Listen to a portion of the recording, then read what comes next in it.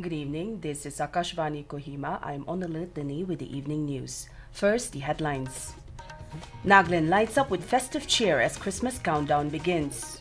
President Droupadi Murmu, Chief Minister Neiphiu Rio extend Christmas greetings. ISRO successfully launches next-generation US communication satellite BlueBird Block-2. And high-level meeting discusses strengthening Agri-Horti sector in Northeast. Now the news in detail. With just a few hours left to mark the birth of Jesus Christ, the festive spirit has taken over towns and villages across Nagaland. Churches are holding special prayer services, choirs are going around singing carols, and homes are glowing with lights. Community gatherings, midnight services, and shared meals remain central to the celebration, highlighting Nagaland's strong tradition of togetherness. A citizen from Mokokchung reflects on what Christmas means to her.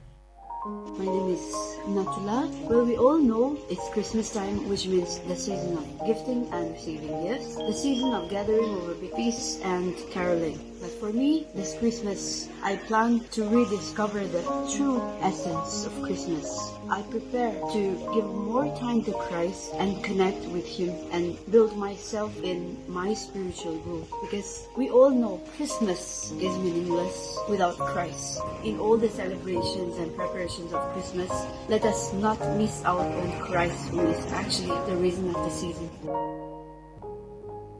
As the countdown to Christmas begins, Nagaland is truly glowing with warmth, devotion, and celebration as people across the state embrace the season with joy and a sense of togetherness. President Droupadi Murmu has extended greetings to the people on the eve of Christmas. In a message, the President said, "Christmas is the festival of joy and enthusiasm which conveys the message of love and compassion." She said it reminds everyone of the sacrifice made by Lord Jesus Christ for the welfare of humanity. She added that the occasion inspires people to further strengthen the values of peace, harmony, equality, and service in the society. President Murmu urged everyone to resolve to follow the path shown by Jesus Christ and work towards building a society that promotes kindness and mutual harmony. Nagaland Chief Minister Neiphiu Rio has also extended greetings of a blessed Christmas to the people of the state. In a message on X, he hoped the festival would fill hearts with peace and homes with joy. Mr. Rio also prayed that the message of Jesus Christ would guide the lives and strengthen hope for everyone. The Indian Space Research Organization ISRO today successfully launched a next-generation US communication satellite BlueBird Block-2 on board its heaviest vehicle, LVM-3M6, from Sriharikota in Andhra Pradesh. The launch took place from the Satish Dhawan space station at 8:55 a.m. Indian Standard Time. After a flight journey of about 15 minutes, the spacecraft BlueBird Block-2 got separated from the vehicle and was successfully placed into its intended orbit. ISRO Chairman V. Narayanan has hailed the successful launch and calling it the heaviest satellite ever lifted from Indian soil using an Indian launcher. Extremely happy to announce that LVM-3 Bahubali rocket M6 launch vehicle has successfully and precisely injected the BlueBird Block-2 communication satellite in the intended orbit. This was not an easy task considering the enormous efforts required because it requires very close coordination among various teams at different ISRO centers, units, industry, launch complex, and the entire infrastructure availability. The BlueBird Block-2 mission is part of a global LEO, low Earth orbit constellation to provide direct-to-mobile connectivity through satellite. This would enable 4G and 5G voice and video calls, text, streaming, and data for everyone, everywhere, at all times. Prime Minister Narendra Modi and several other leaders have congratulated ISRO on the successful launch of the LVM-3M6 mission. This is Akashvani Kohima giving you the news. For quick news update, follow us on our X handles AIR News Alerts and AIR_Kohima.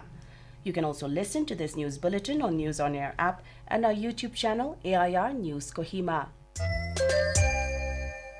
Welcome back. You're listening to the evening news. President Droupadi Murmu has said that the evolving geopolitical environment and emerging security challenges demand quicker, smarter, and more accurate decision-making.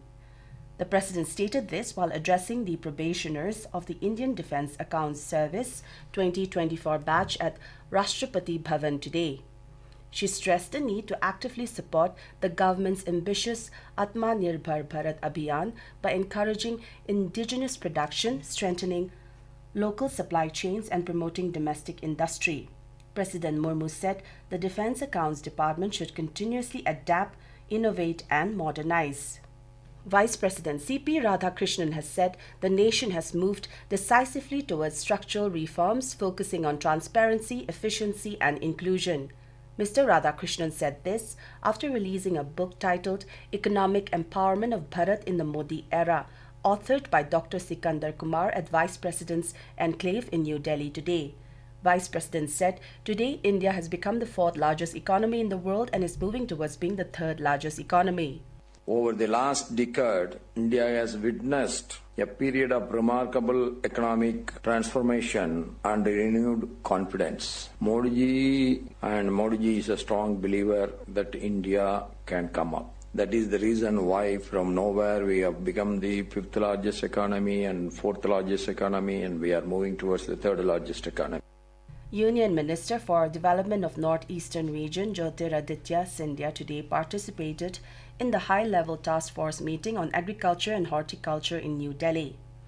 The meeting, convened by Sikkim Chief Minister Prem Singh Tamang, focused on strengthening the Agri-Horti ecosystem by leveraging the region's inherent strengths with specialization, quality, and the ability to stand out as the unique selling proposition of products. The discussion reaffirmed that cluster-driven strategy would enable measurable and sustainable outcomes, strengthen market linkages, reduce inefficiencies across the value chain, and ensure long-term income enhancement for farmers across Northeast. The meeting also deliberated upon the importance of charting a clear roadmap that progresses from foundational interventions to full-scale value chain integration. The Nagaland Police has announced a schedule for the physical and medical standards test for constable recruitment. The test will be conducted from January 7th to 13th next year for recruitment of 1,176 constable general duty posts across the state. According to an official notification, the test will be held at designated venues in all districts. Provisionally accepted candidates have been asked to bring photocopies of all mandatory documents for verification, including educational certificates, identity proof, indigenous inhabitant certificates, caste certificates where applicable, and proof of date of birth. Document scrutiny will begin from January 2nd at all venues, and admit cards can be downloaded from the Nagaland Police Recruitment Portal. Written examination is scheduled for January 20th, while interview details will be announced later. A total of 31,489 candidates had completed the application process for the recruitment drive. And in weather, the Northeast region is likely to see a drop in temperatures later this week.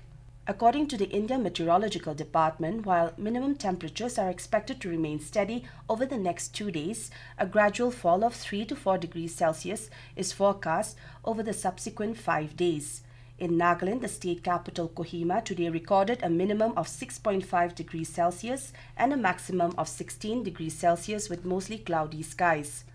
Now to end the news, the headlines once again. Nagaland lights up with festive cheer as Christmas countdown begins. President Droupadi Murmu, Chief Minister Neiphiu Rio extend Christmas greetings. ISRO successfully launches next-generation US communication satellite BlueBird Block-2. And high-level meeting discusses strengthening Agri-Horti sector in Northeast. That is all we have in this evening news bulletin. We will be back with the morning English news at 7:30 tomorrow. Have a pleasant night.